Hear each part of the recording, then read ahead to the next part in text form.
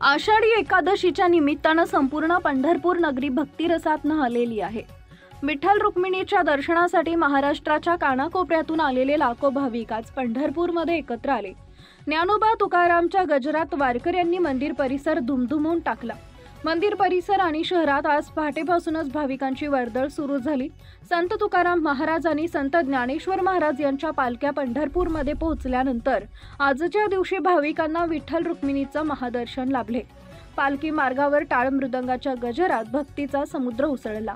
मुख दर्शनासाठी भाविक मागच्या 2 ते 3 तासांपासून रांगेत उभे आहेत। ही रांग मंदिरापासून जवळपास 1 ते 1.5 किलोमीटर बाहेरपर्यंत पोहोचली आहे। दर्शनासाठी लागणारा वेळ जास्त असला तरी भाविकांचा उत्साह कायम आहे। दर्शनासाठी लागणारा वेळ आणि रांगेची लांबी पाहता भाविकांना संयम राखावा लागत आहे। पंढरपूरमध्ये सध्या दर्शनासाठी मोठ्या प्रमाणात गर्दी झाली असून प्रशासनाकडून गर्दी नियंत्रणासाठी उपाययोजना केल्या जात आहेत। यंदा सुमारे 15 लाखाहून अधिक भाविक पंढरपूरमध्ये दाखल झाल्याची माहिती प्रशासनानं दिली आहे। या गर्दीच्या पार्श्वभूमीवर व्यापक सुरक्षा व्यवस्था राबवण्यात आली आहे। ठिकठिकाणी पोलीस बंदोबस्त, नियंत्रण कक्ष आणि स्वयंसेवक तैनात करण्यात आले आहेत।